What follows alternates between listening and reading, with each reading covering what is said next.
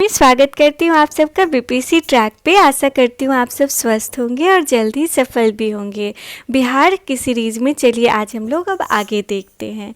आज का हम लोग का टॉपिक है शिशु नागवंश। ठीक है दोस्तों, तो शिशु नागवंश के बारे में शुरू करते हैं। देखिए, नाग दशक जिसका शासन काल जो था वो 447 से 412 ईसा पूर्व था, हर एक वंश का अंतिम शासक था। नाग दशक किस वंश का अंतिम शासक था दोस्तों? तो हर एक वंश का अंतिम शासक था, जो अत्यंत विलासी एवं निर्बल था। इस कारण प्रजा ने विद्रोह करके उसे सत्ता त्यागने पे विवश कर दिया। ऐसे में काशी के तत्कालीन अमात्य मतलब राज्यपाल होते हैं दोस्तों। तो उस समय जो काशी के उस समय के राज्यपाल थे ना, तथा राज्य के सेनापति शिशुनाग ने 412 ईसा पूर्व में सत्तासीन होकर शिशुनाग वंश की स्थापना की। ठीक है, तो जब नाग दशक चला गया उसके बाद शिशुनाग ने शिशुनाग वंश की स्थापना 412 ईसा पूर्व में की। चलिए आगे देखते हैं दोस्तों। आगे है, शिशुनाग ने वैशाली को अपनी राजधानी बनाया। बहुत इम्पॉर्टेंट, शिशुनाग ने वैशाली को अपनी राजधानी बनाया तथा अवंती, वत्स एवं कौशल को मगध साम्राज्य में शामिल कर लिया। ठीक है दोस्तों। उसके बाद शिशुनाग का पुत्र काला अशोक अथवा काकवर्ण अत्यंत प्रतापी शासक था। शिशुनाग का ही पुत्र था काला अशोक दोस्तों। उसने पाटलिपुत्रा को मगध साम्राज्य की अस्थायी राजधानी बना दी। देखिए, उसके पिता ने वैशाली को अपनी राजधानी बनाई शिशुनाग ने, और उसके पुत्र काल अशोक ने क्या किया? पाटलिपुत्रा को मगध साम्राज्य का अस्थायी राजधानी बना दिया। काल अशोक के शासन काल में वैशाली में द्वितीय बौद्ध संगति का आयोजन हुआ। ये तो हम लोग को पता ही है कि दूसरी बौद्ध संगति जो है वो काल अशोक के समय में वैशाली में हुई थी। अब आते हैं हम लोग नंद वंश। ठीक है, बहुत इंपॉर्टेंट है फ्रेंड। तो देखिए, नंद वंश क्या है? 344 ईसा पूर्व शिशुनाग वंश का अंत हो जाने के पश्चात महापद्मनंद जो थे, इन्होंने नंद वंश की स्थापना की। महापद्मनंद ने अपनी शौर्य का परिचय देते हुए कलिंग की विजय की तथा वहाँ से जिन की मूर्ति उठा ले आए। जिन की मूर्ति मतलब जो महावीर स्वामी थे ना, उनकी मूर्ति को उठा के ले आए। तो याद रखिएगा ये किन्होंने किया था? तो ये नंद वंश के संस्थापक महापद्मनंद ने किया था। किन्होंने किया था दोस्तों? तो नंद वंश के संस्थापक महापद्मनंद ने किया था। पुराणों में उन्हें सर्व क्षत्रांतक, सभी क्षत्रियों का नाश करने वाला तथा बौद्ध ग्रंथों में उग्रसेन कहा गया है। महापद्मनंद को पुराणों में कहा गया है सर्व क्षत्रांतक अर्थात सभी क्षत्रियों का नाश करने वाला, और बौद्ध ग्रंथ में उनको उग्रसेन कहा गया है। उग्रसेन का क्या मतलब होता है? भयानक सेना का स्वामी। अब आगे देखते हैं हम लोग। महापद्मनंद ने एक राट की उपाधि धारण की थी। बहुत इंपॉर्टेंट है फ्रेंड्स। महापद्मनंद ने एक राट की उपाधि धारण की थी। महाबोधि वंश के अनुसार महापद्मनंद के पश्चात उनके 8 उत्तराधिकारियों ने मगध पे शासन किया, जिसका अंतिम शासक धनानंद था। ठीक है, और नंद वंश के शासक कौन कौन हुए? तो देखिए, महापद्मनंद हुए पांडुगति, भूतपाल, राष्ट्रपाल, गोविशानक, 10 सिद्धक, कैवर्त और धनानंद, जिसमें धनानंद जो है वो अंतिम शासक हुए। तो देखते हैं, धनानंद सिकंदर का समकालीन था। बहुत इम्पॉर्टेंट। जिस समय मगध पर धनानंद का शासन था, उसी समय मतलब 326 ईसा पूर्व भारत के उत्तर पश्चिमी सीमावर्ती क्षेत्र पे, ये जो उत्तर पश्चिमी सीमावर्ती क्षेत्र देख रहे हैं ना दोस्तों, ये वाला भाग क्षेत्र पे सिकंदर ने आक्रमण कर दिया था। किंवदंतियों में धनानंद द्वारा चाणक्य को अपमानित करने का उल्लेख मिलता है। इस घटना से क्रोधित होकर चाणक्य ने चंद्रगुप्त मौर्य की सहायता से नंद वंश को समाप्त करके मौर्य वंश की स्थापना की। तो ध्यान रहेगा दोस्तों, तो नंद वंश यहाँ पे चला गया। तो उसके बाद ख़त्म हुआ। तो अब क्या किया था, धनानंद को की हत्या कर दी थी चंद्रगुप्त मौर्य ने। किनकी सहायता से, तो किनकी सहायता से, चाणक्य की सहायता से, और किस मौर्य साम्राज्य की नींव रखी थी। चलिए आगे देखते हैं फ्रेंड्स। आगे है मगध साम्राज्य के उत्कर्ष का क्या क्या कारण था। तो ये भी इम्पॉर्टेंट है, इसको थोड़ा ध्यान दीजिएगा। तो भौगोलिक कारण क्या था मगध साम्राज्य के उत्कर्ष का, तो पाटलिपुत्रा गंगा, गंडक और सोन नदी के संगम पे अवस्थिति के कारण सामरिक रूप से सुरक्षित था। देखिए ये क्षेत्र है और 3 जगह से नदियां हैं, तो ये क्षेत्र थोड़ा सा सुरक्षित रहेगा अधिक। उसके बाद आर्थिक कारण क्या था, तो नदियों की अवस्थिति से व्यापार एवं वाणिज्य का विकास होना तथा उपजाऊ क्षेत्र की उपस्थिति होती थी। तो देखिए नदियों से क्या करते थे, मान लीजिए ये क्षेत्र है और ये नदियां हैं, तो इन नदियों से व्यापार होता था और ये तीनों नदी के तट पे था, तो बहुत ही उपजाऊ जमीन थी यहाँ की। राजनीतिक कारण था साहसी व महत्वाकांक्षी शासकों की उपस्थिति। जैसे बहुत बड़े बड़े राजा हुए, बहुत साहसी, जैसे बिंबिसार, अजातशत्रु, महापद्मनंद, ये सब बहुत साहसी राजा थे।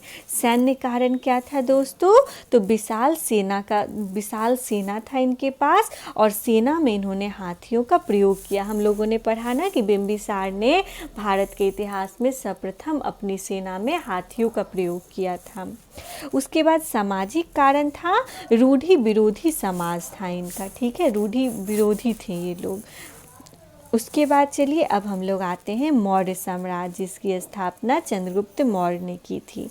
अब हम लोग आते हैं, बहुत इंपॉर्टेंट है दोस्तों, ध्यान दीजिएगा। तो देखिए मौर्य राजवंश की स्थापना चंद्रगुप्त मौर्य ने की थी।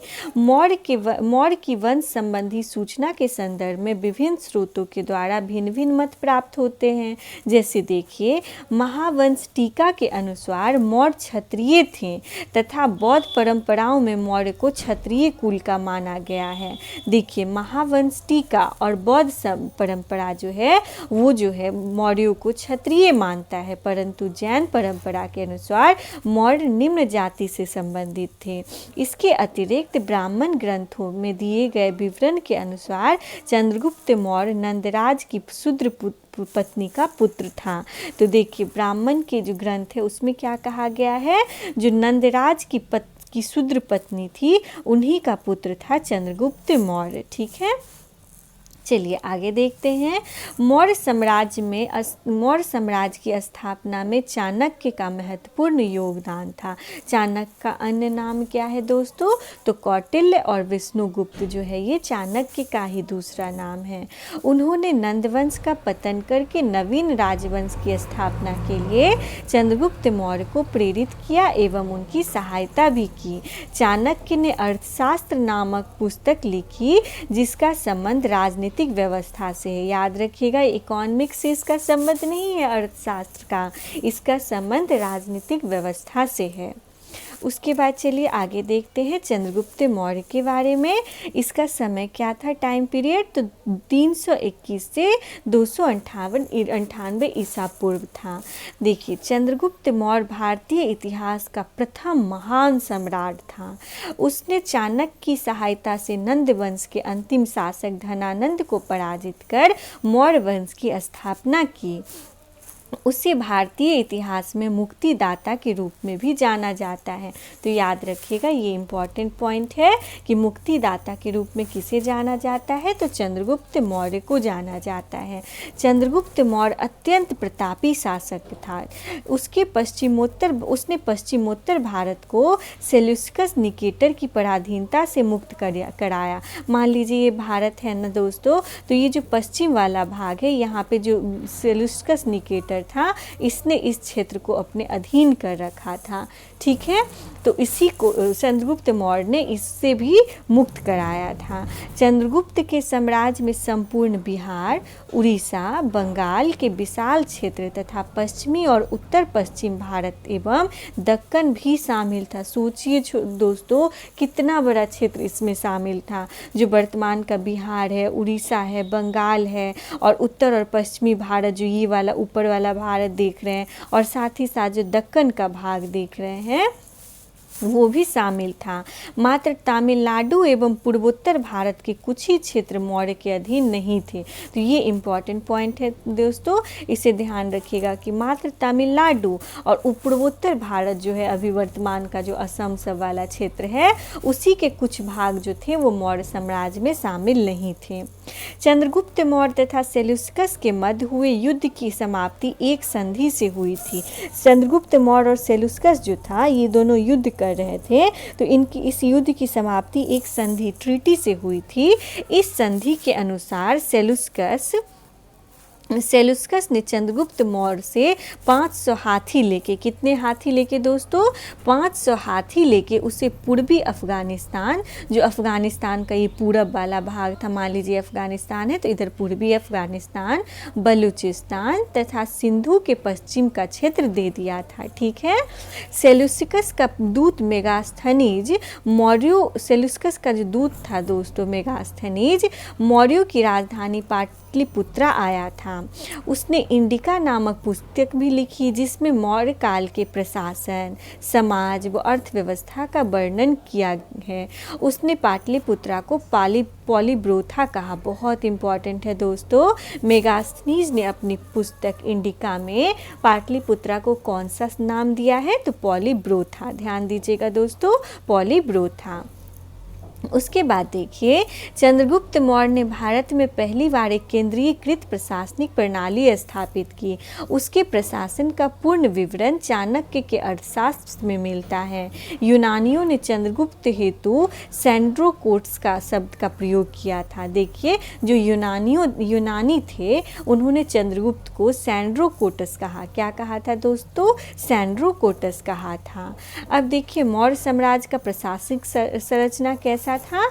तो मौर्य साम्राज्य में एक सम्राट थे, उसमें कई प्रांत थे। अब देखते हैं आगे क्या है, तो जिला या निकाय था। ठीक है, इस जिला था, जिस मतलब निकाय, उसके प्रधान स्थानिक होते थे। कौन होते थे दोस्तों? जिला के प्रधान जो होते थे वो स्थानिक होते थे। और स्थानीय था, इससे नीचे जिला से छोटा क्षेत्र कौन सा था? तो स्थानीय था। ये 800 गांवों का समूह था स्थानीय। ठीक है, मतलब 800 गांवों का एक ग्रुप था।